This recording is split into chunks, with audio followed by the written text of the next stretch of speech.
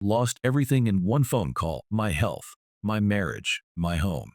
But what happened next proved that sometimes rock bottom is the perfect foundation. The Empty House is a story of betrayal and redemption. At 44, I thought I understood what rock bottom looked like. Crushed beneath a steel beam, fighting for each breath in an ICU, I discovered I was wrong.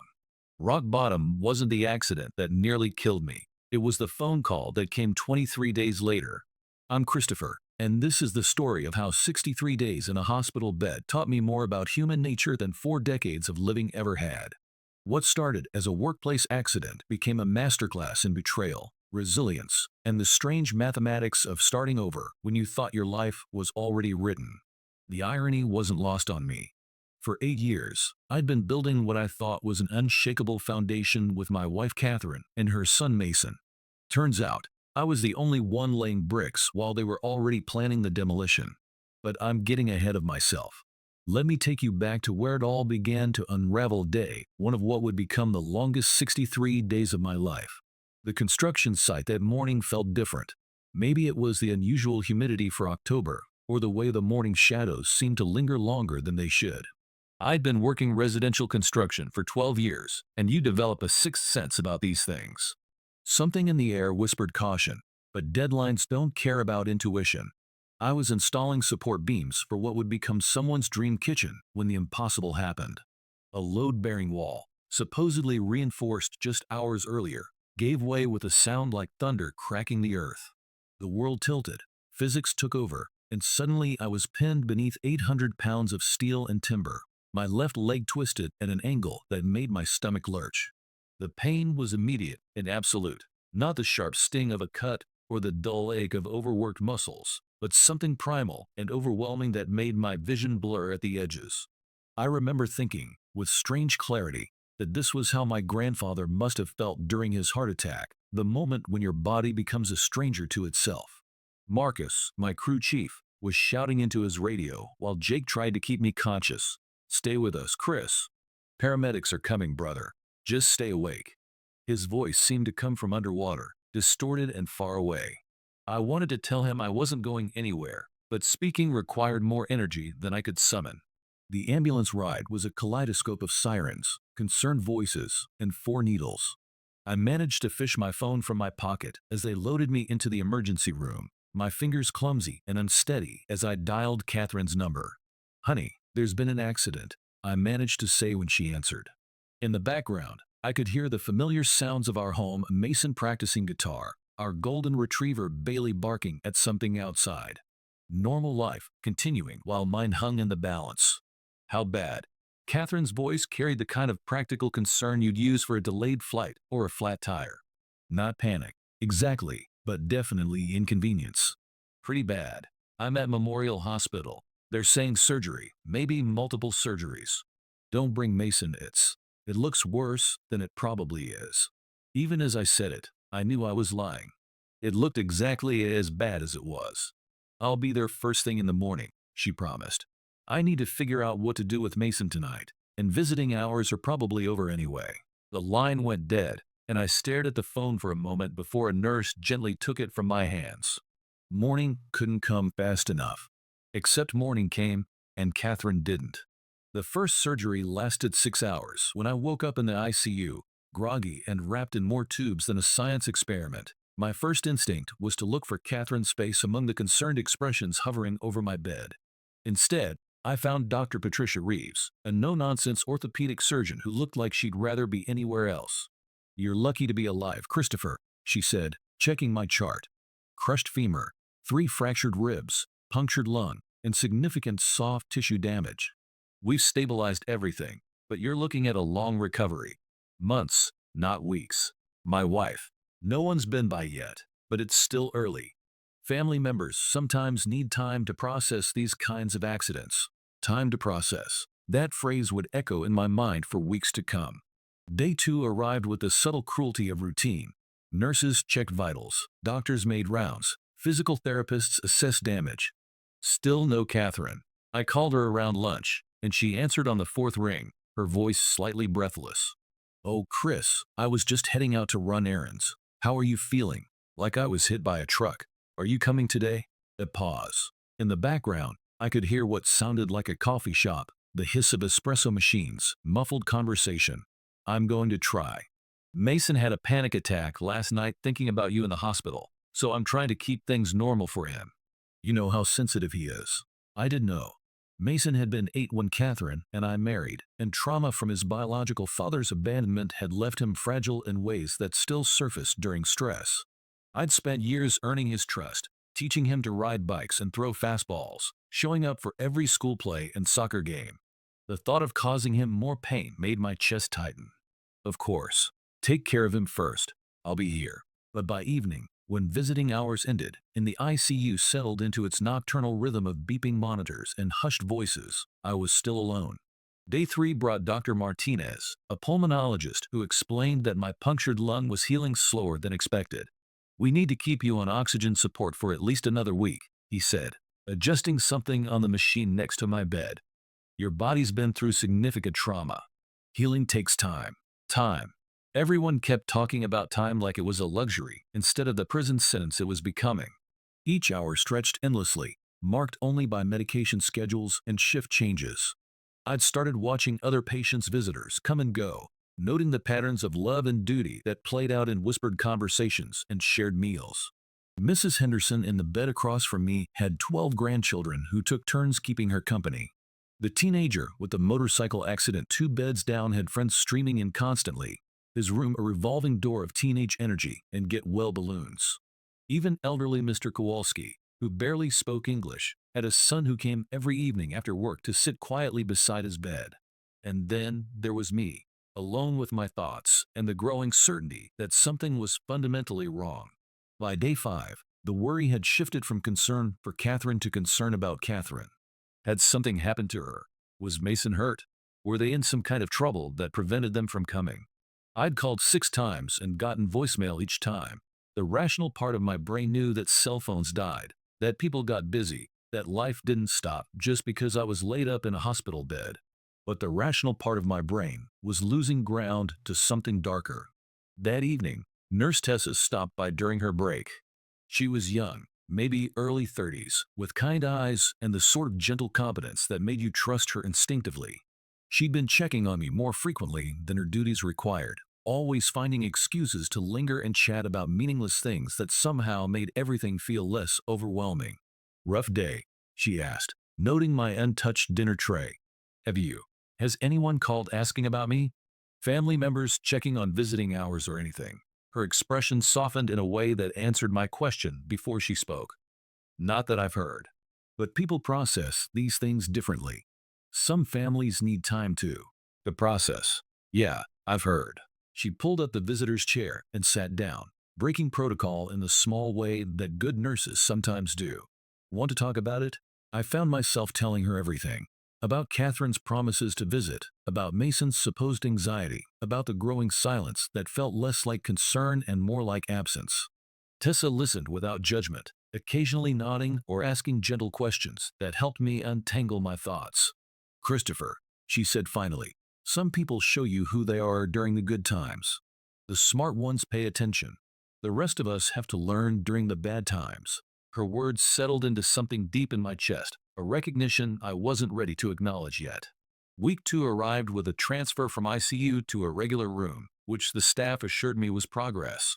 My new accommodations came with a window view of the parking lot and the luxury of solid food, though everything still tasted like cardboard. More importantly, it came with a phone I could use without asking for assistance. I'd managed to reach Catherine exactly twice since the accident, conversations that lasted barely 3 minutes each. Both times, she'd sounded distracted, rushed, like my call had interrupted something important. Always somewhere to go, something urgent to handle. Bailey was sick, the dishwasher was leaking. Mason had a game, a litany of domestic crises that somehow never included visiting her husband in the hospital. My sister Rebecca had become my most frequent visitor, showing up every other day with homemade soup and updates from the outside world. Rebecca and I had grown up in a household where you said what you meant or kept quiet, and I could see her struggling to maintain the diplomatic silence that family crises often require. Bailey's fine, by the way, she mentioned during one visit, stirring her coffee absently. Saw him running around the backyard yesterday when I dropped off those groceries Catherine asked for. I thought he was sick. Looked pretty healthy to me. Chased a squirrel up that old oak tree for 10 minutes straight. The silence that followed felt loaded with implications neither of us wanted to voice. 3 weeks in, I had my third surgery to repair nerve damage in my leg. When I woke up, Rebecca was sitting beside my bed reading a magazine, and for a moment, I thought it was Catherine. The disappointment hit harder than the post-anesthesia nausea. "How long have you been here?" I asked, my voice raspy from the breathing tube. "Since this morning. Surgery went well, according to Dr. Reeves. They're optimistic about nerve function recovery." And Catherine? Rebecca's hesitation lasted just a beat too long. "She called the nurse's station around noon to check on you. They told her everything went smoothly." Called the nurse's station. Not me. Not even a quick visit between errands. Just a phone call to confirm I was still alive and accounted for. That night, unable to sleep despite the pain medication, I found myself staring at the ceiling and thinking about our 8th wedding anniversary just 3 months ago. Catherine had seemed distant that evening, checking her phone throughout dinner at Romano's, the Italian place where we'd had our first official date. When I'd asked if everything was okay, she'd smiled and said, "Of course. Why wouldn't it be?"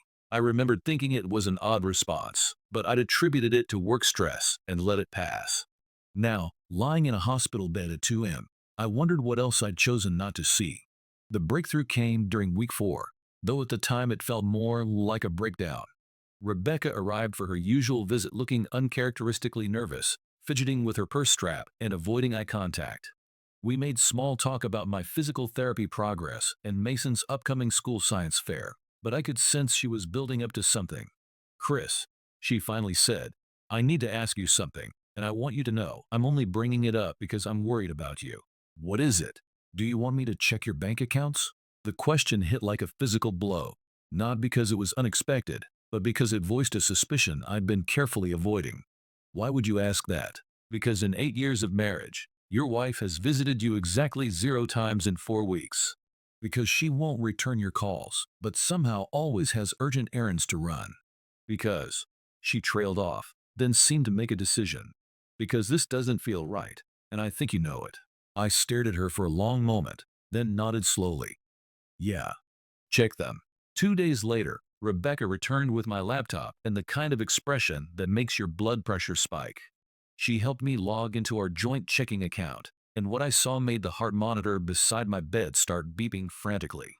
$8,000 withdrawn over 6 weeks. ATM withdrawals, mostly, scattered across town at times when Catherine should have been at work. Several transfers to an account I didn't recognize. A charge from Tiffany & Co. for $1,200. Catherine didn't wear jewelry except her wedding ring and the necklace I'd given her last Christmas. The nurse who came running when the monitors went crazy found me staring at the laptop screen, my hands shaking with something that wasn't withdrawal from pain medication. "Everything okay in here?" she asked, checking the machines with practiced efficiency. "Everything's perfect," I managed to say. Just figured out what betrayal looks like in digital format. That night, I made the phone call that would change everything. Catherine actually answered, which surprised me. It was dinner time, and I could hear the familiar sounds of our evening routine of dishes clattering, the TV murmuring in the background, Mason asking about homework. Normal domestic life, the kind I'd been missing for a month. "Hey honey," she said, and for a moment her voice carried the warmth I remembered from better times. "How are you feeling today?" "I'm feeling curious," I said, keeping my voice carefully neutral. "Curious about when you might find time to visit your husband in the hospital." A pause. I could hear her chewing something, probably leftover takeout from the Chinese place on Maple Street. "Chris, you know it's complicated. The hospital is 45 minutes away, and with gas prices where they are." "Gas prices?" "Well, yeah, and I'm basically a single parent right now. Mason has needs, the house is falling apart. That roof leak isn't fixing itself." I thought about my sister's offers to drive her, about our friends who'd volunteered to help with Mason, about the $8,000 that had mysteriously disappeared from our accounts. "Catherine," I said slowly, "what exactly does everything else include?" Another pause, longer this time. "What do you mean? You said you couldn't visit because of gas prices and everything else." "I'm curious about the everything else part, especially considering you've apparently had plenty of money for other things." The silence stretched between us like a wire under tension. When she finally spoke, her voice had shifted into a register I'd heard before, the tone she used when cornered about forgotten bills or missed appointments. Christopher, I don't know what you're implying, but I've been doing my best to hold everything together while you've been. While I've been what? Lying in a hospital bed fighting for my life. Is that the inconvenience you're referring to? That's not what I meant, and you know it. I'm stressed, okay? This whole situation is just. It's hard for everyone. Hard for everyone. As if my being crushed by a steel beam was some sort of family-wide inconvenience that we all had to endure together. You know what's hard, Catherine? Being told by your wife of 8 years that you're not worth the gas money to visit. You know what else is hard? Watching 12-year-olds get more visitors than the man who's been paying your mortgage for the better part of a decade. I heard her sharp intake of breath, then the sound of movement. When she spoke again, her voice was different, harder, more honest than it had been in weeks. Look, Christopher, either get better fast or don't. But I'm sick of this in-between bullshit. I can't put my life on hold indefinitely while you figure out how to walk again. The words hit with surgical precision, finding every vulnerable spot I didn't know I still had. For a moment, I couldn't breathe, couldn't think, couldn't process what I'd just heard. Then I heard Mason's voice in the background. Is that Dad? Can I talk to him? Mason wants to talk to you, Catherine said, and I could hear her handing over the phone. Hey, Dad. Mason's voice sounded strained, like he was trying to sound older than his 16 years. Look, I just want you to know. We don't really miss you that much. Mom's friend Victor has been helping with everything around here, and it's actually been pretty cool. Victor, our neighbor who'd moved in 6 months ago, always offering to help Catherine with yard work when I was putting in overtime on weekend projects. The same Victor who drove a Mercedes and worked in real estate and had the kind of easy charm that made women laugh at jokes that weren't particularly funny. Mason, I started, but the line went dead. I stared at the phone for what felt like hours, though it was probably only minutes. Something fundamental had shifted in my chest, like tectonic plates rearranging themselves into a new and unfamiliar landscape. Not heartbreak, exactly. Something colder and more calculated. The next morning brought Dr. Reeves with news about my recovery timeline. We're looking at another 3 weeks minimum before discharge, she said, reviewing my latest x-rays. The bone healing is progressing well, but we want to be absolutely certain about nerve function before. What would it take for me to check myself out early? She looked up from the chart, eyebrows raised. Against medical advice, Christopher, you're still at significant risk for infection, and your mobility is severely limited. We're talking about potential permanent damage if you don't complete the full recovery protocol. But it's possible. Legally, yes. Medically inadvisable. Why would you even consider it? I thought about Catherine and Victor and $8,000 and a 16-year-old boy who'd been coached to break his stepfather's heart. I thought about gas prices and inconvenience and the mathematics of betrayal. Because I have things to take care of. The next 2 weeks passed in a blur of physical therapy sessions, paperwork, and careful planning. I arranged for home health care through a service Rebecca had researched. I had medical equipment delivered to an address Catherine knew nothing about. I opened new bank accounts and transferred my half of our remaining savings, not a penny more, not a penny less, exactly as the lawyer I'd consulted by phone had advised. Most importantly, I had Rebecca conduct reconnaissance missions to our house while Catherine was at work. What she found confirmed every suspicion I'd been nurturing. Victor's BMW was parked in our driveway every Tuesday and Thursday afternoon, when Catherine was supposedly working her regular shift at the medical office. The living room had been rearranged to accommodate new furniture I'd never seen before. Most telling, the house was spotless in a way it had never been during our 8 years of marriage. Catherine only cleaned obsessively when she was trying to impress someone. On day 62 of my hospital stay, I signed the paperwork against Dr. Reeves' strenuous objections. The discharge process took 4 hours and included a final lecture about infection risk, mobility limitations, and the importance of following up with my regular physician. You're making a mistake, she said, watching me struggle into the wheelchair that would be my transportation for the next several weeks. Maybe, I agreed, but it's my mistake to make. Rebecca picked me up in her SUV, which she'd equipped with pillows and blankets to keep my leg elevated during the drive. As we pulled away from Memorial Hospital, she asked the obvious question. Where to? I'd booked a room at the Extended Stay America on Morrison Boulevard, 15 minutes from our house, but far enough away to think clearly. The hotel first. Then, we have some phone calls to make. You're really doing this. I'm going to give Catherine exactly what she deserves. Nothing more, nothing less. The hotel room felt enormous after 9 weeks in a hospital bed. Rebecca helped me settle in, arranging my medications and setting up the walker I'd be using for the next month. When she finally left around midnight, promising to return in the morning with groceries, I found myself alone for the first time since the accident. The silence was profound. No monitoring equipment beeping every few minutes. No nurses checking vitals at all hours. No sounds of other patients and their families creating the white noise of human connection. Just me, my thoughts, and a phone call I'd been planning for 2 weeks. I dialed the moving company first. Spencer Brothers Moving had excellent reviews and offered full packing services for an additional fee. Yes, they could work on a Saturday. Yes, they understood this was a separation situation and would need to be precise about what stayed and what went. Yes, they'd provide a detailed inventory for legal purposes. Next, I called Jameson Property Management and put a deposit on a ground-floor apartment in Riverside Commons, a quiet complex with an elevator and wheelchair accessibility. The lease could be signed digitally, which saved me the complications of trying to navigate their office with my current mobility issues. Finally, I called Catherine. She answered on the second ring, sounding slightly out of breath. Christopher, it's almost 1 a.m. Is everything okay? Everything's fine. I wanted to let you know the doctors are keeping me for another week at least. Some concerns about infection. Reception here is pretty spotty, so I might not be able to call much. Oh. A pause. Well, that's probably for the best. Mason has finals next week, and I've got that big presentation at work. Of course, don't worry about anything here. I'm in good hands. Okay. Feel better.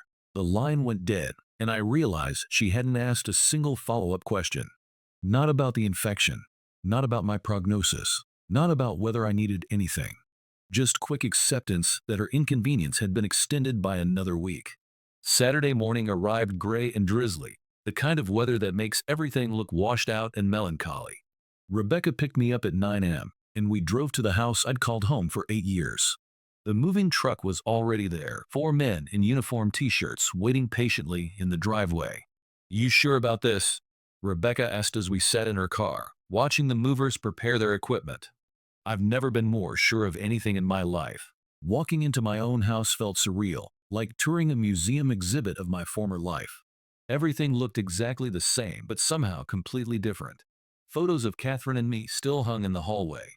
Mail was stacked neatly on the kitchen counter. Mason's soccer cleats sat by the front door, exactly where they'd always been.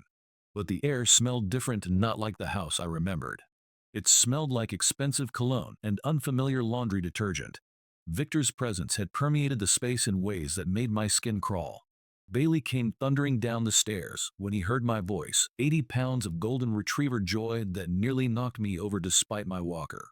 He whined and wiggled and licked every surface he could reach, acting like I'd returned from war instead of just been absent. The reunion was almost my undoing, this simple, pure happiness from a creature who'd never doubted I'd come back. The movers worked with professional efficiency.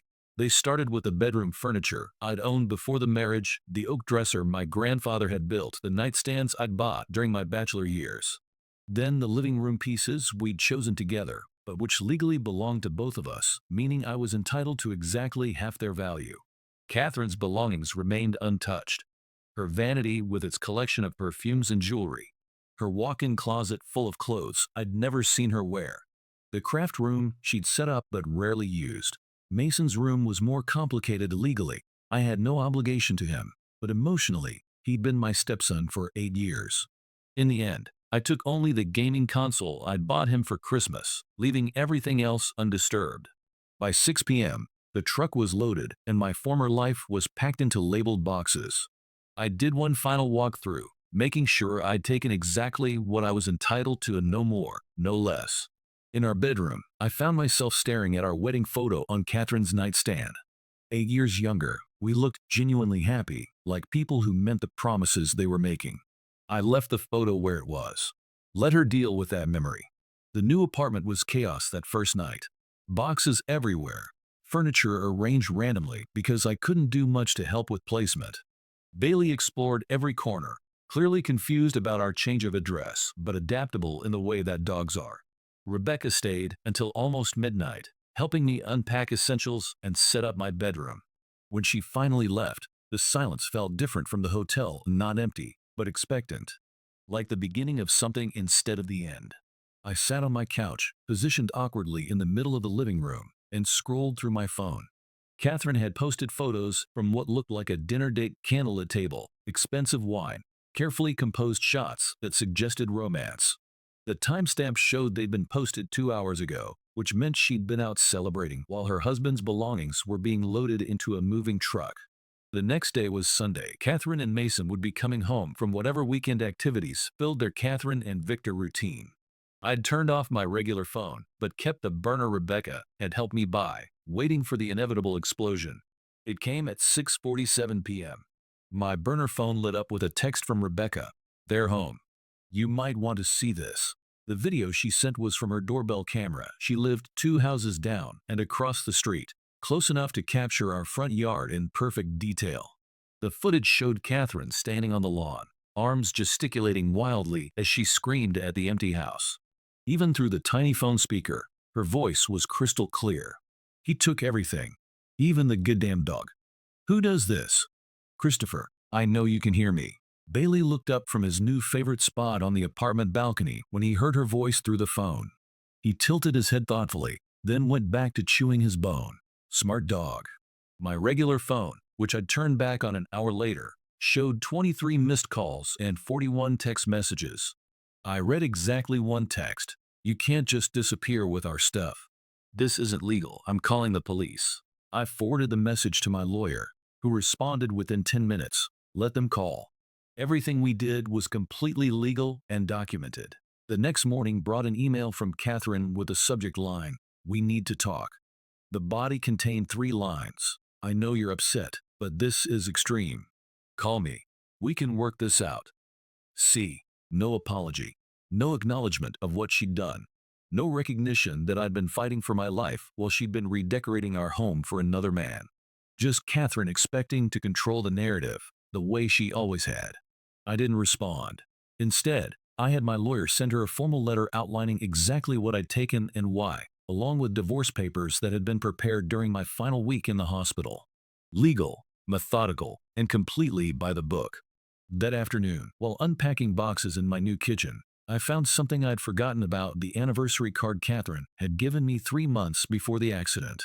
Inside, she'd written, "To many more years of building our life together." I stared at it for a long time, this piece of evidence of a promise that had already been broken when it was made. Then I took a photo and sent it to Catherine with a single question. "Was Victor already in the picture when you wrote this?" She read it immediately. I could see the typing indicator appear and disappear several times as she started and stopped responses. Finally, "It's complicated." And that's when I knew I'd made the right decision. Some things aren't complicated at all. 3 months have passed since what Rebecca calls Operation Empty House, and life has settled into something I barely recognize as mine. The weirdest part isn't the new apartment, or the divorce proceedings, or even the ongoing physical therapy. It's finding bobby pins. They turn up everywhere: in the pockets of jackets I'd definitely packed myself, between couch cushions, in the bathroom drawer I know I emptied completely. Tiny metal reminders of the life I left behind, like Catherine's presence had embedded itself so deeply in my belongings that even careful extraction couldn't remove every trace. The divorce was finalized last month. Catherine contested the property division initially, then suddenly dropped all objections and signed everything without further argument. My lawyer suspects Victor got cold feet about being involved with someone in the middle of a messy separation. Apparently, my psychotic behavior, her words, according to Mason, had spooked him into reconsidering whether she was worth the drama. Mason and I have figured out a new relationship. He comes over every other weekend now, sleeping in the second bedroom I've set up with a comfortable bed and space for his homework. Our first few visits were awkward as hell, and neither of us knew how to be around each other in this new reality. But gradually, we've found our rhythm. Friday night movies, Saturday morning pancakes, Sunday walks with Bailey. Small, ordinary moments that are building something different from what we had before, but genuine in a way that feels sustainable. The most unexpected development has been Tessa. I'd reached out to her a few weeks after leaving the hospital, just to let her know how things were going. We met for coffee, then dinner, then more dinners. She's changed jobs since I knew her, moved to a different hospital, bought a house. She's slowly renovating room by room. Nothing is rushed between us, nothing forced. We're just two people who met during a difficult time and discovered we enjoy each other's company. Last weekend, she came over and taught Mason how to make fresh pasta from scratch. My kitchen looked like a flower bomb had exploded, but it was the best meal I'd had in months. Watching her patiently guide him through rolling the dough, seeing Mason laugh at her stories about medical school disasters, I felt something I hadn't experienced in years, the possibility of uncomplicated happiness. Catherine texts occasionally, usually about Mason or practical matters. She sold the house last month and moved to a smaller place across town. Our conversations are civil but brief, like former colleagues maintaining professional courtesy. The anger has faded into something more like distant acknowledgement that we were part of each other's stories for a while, and now we're not. Someone asked me recently if I regret how I handled everything. If Operation Empty House was too extreme, too calculated, too cold. Maybe it was. But I don't regret standing up for myself. I don't regret showing Catherine exactly what life without me looked like. And I definitely don't regret discovering that I'm stronger than I thought I was. The truth is, we both got what we wanted in the end. Catherine got her freedom and whatever relationship she thought she was building with Victor. I got my self-respect back and the chance to start over without the weight of carrying someone who'd already decided I wasn't worth the effort. My leg still aches on rainy days, and I'll probably always walk with a slight limp. But every morning when I wake up in my own space, surrounded by people who actually want me there, I'm reminded that healing isn't just about bones and muscles. Sometimes it's about learning the difference between being alone and being lonely, between being needed and being valued. Bailey has claimed the sunny corner of the living room as his personal kingdom, and Tessa has started leaving coffee mugs in my kitchen sink. Mason calls to tell me about his grades and ask for advice about girls. Rebecca stops by with homemade soup and unsolicited opinions about my decorating choices. It's not the life I planned, but it's mine in a way that the previous 8 years never quite were. And most days, that feels like more than enough. The other day, Mason asked me if I ever think about what would have happened if I'd never had the accident. If Catherine and I had just continued our slow drift apart until it became something we couldn't ignore. Would you have figured it out eventually? He wanted to know. I thought about it for a while. Maybe. But probably not until it was too late to do anything but feel sorry for myself. So, in a weird way, the accident was kind of good. The accident almost killed me, I told him. But what came after learning who really cared about me, finding out what I was actually worth to the people in my life, that part I wouldn't trade for anything. He nodded thoughtfully, then asked if we could order pizza and watch something with explosions. Some conversations, even the meaningful ones, have natural endpoints. These days, I measure success differently.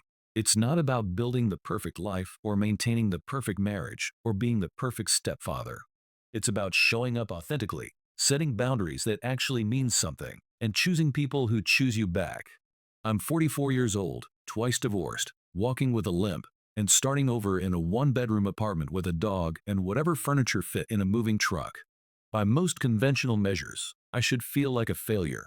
Instead, I feel like I finally learned how to tell the difference between being loved and being convenient. And that education, expensive as it was, might be the best investment I've ever made. Bailey just brought me his tennis ball, which means it's time for our evening walk around the complex. Tessa will probably call later to tell me about her day. Mason will text me his history test score when he gets it back tomorrow. These are small things, ordinary things, but they're mine in a way that matters, built on foundations that I know won't crumble the moment things get difficult. That's worth more than all the perfect photos and anniversary cards and convenient promises in the world. And it only took a steel beam and 63 days in a hospital bed to figure it out. Some lessons are expensive. The good ones usually are.